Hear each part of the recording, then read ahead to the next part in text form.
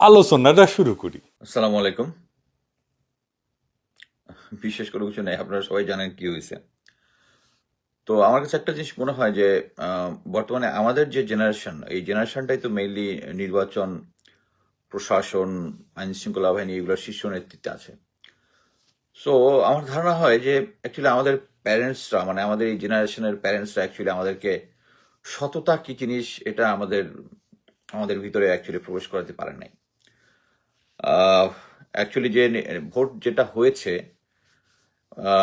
শেখ হাসিনার 3টা ভোট থেকে পার্থক্য হচ্ছে যে এটার মধ্যে গ্রাউন্ডে লোকজন ভোট দিতে পেরেছে রিজনেবলি ওয়েল, কিন্তু ভোটের রাতের বেলা যেটা হয়েছে, দিনের বেলা লোকজন ভোট দিতে পেরেছে, রাতের বেলা যে ইঞ্জিনিয়ারিং যেটা হয়েছে, ম্যানিপুলেশন, সেটা আপনাদের সবারই বোঝার কথা যারা ফলো করছেন।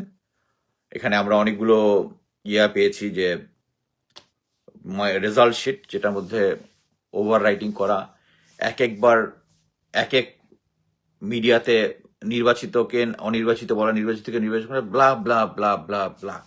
অ্যাকচুয়ালি এটার জন্য আপনাকে কোনো রকেট সায়েন্টিস্ট হইতে হবে না।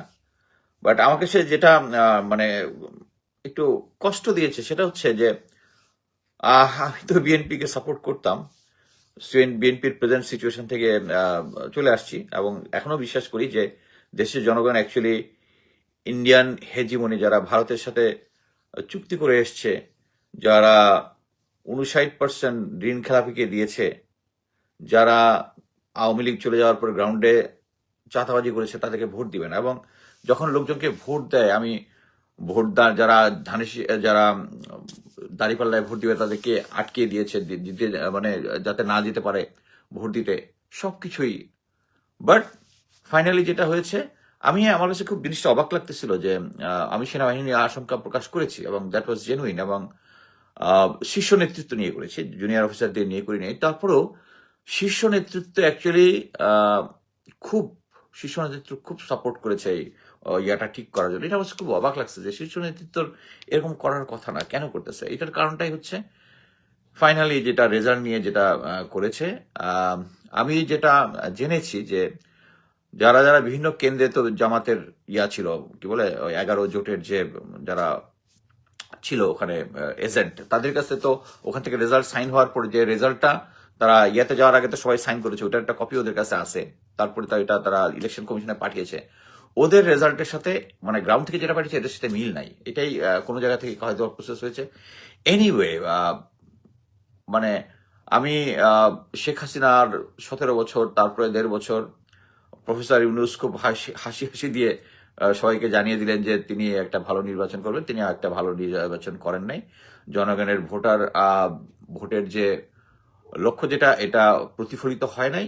এনিওয়ে, বাট আমার কাছে যেটা মনে হচ্ছে যে আমি অ্যাকচুয়ালি ওই শেখ 2018 থেকে মানে ফ্যামিলিকে টাইম না দিয়ে, নিজের ব্যক্তিগত জিনিস না দেখে আমি ঘরের খায় বনের মোষ তাড়াচ্ছিলাম।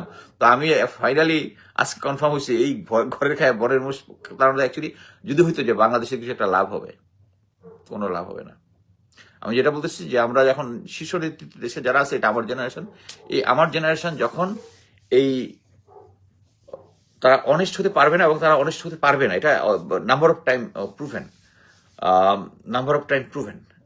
আর এটা সম্ভব না বাংলাদেশে। আর সহি নির্বাচন হবে না, সহি নির্বাচন আর হওয়ার কোনো সম্ভাবনা দেখি না। ওই যেটা কোন এক মনীষী বলেছিল যে আমাদের দেশের জনগণ যেরকম, তাদের নেতৃত্ব তেরকম। সো আমাদের জনগণ যেরকম, নেতৃত্ব আসছে তারেক জিয়ার মতো একজন, যিনি আমি তার নামে একটা লেখাও লিখেছি যে তাকে অ্যাকচুয়ালি বিএনপি প্রিপেয়ার করে নাই লিডারশিপের জন্য। বাট এই সিচুয়েশনে অ্যাকচুয়ালি জামাত কি করবে, করুক। বাট আমি যেটা মনে করি যে এইখানে মানে এফোর্ট দেওয়া, আমি আজীবন যেটা রাইট সেটাই করার চেষ্টা করেছি, আজীবন করে যাব। বাট বাংলাদেশের কেউ বাংলাদেশের রাজনীতি কেউ ঠিক করতে পারবে না, বাংলাদেশের একটা সহি নির্বাচন কেউ ঠিক করতে পারবে না। ওই ভারতীয় দালাল যারা ছিল, যাদেরকে সার্জিস হাসান ওই সময় সরায় নাই, ওরাই আছে, ওরাই নিয়ন্ত্রণ করতেছে। এখন ভারত আপনাদেরকে নাকে দড়ি দিয়ে ঘোরাবে। মানে আমার কাছে ইচ্ছা হয় মাঝে মাঝে যে ফরগেট যে আমি বাংলাদেশের নাগরিক, let's remain with the America. আডিওস। আমি আর বাংলাদেশের পলিটিক্সের মধ্যে নাই।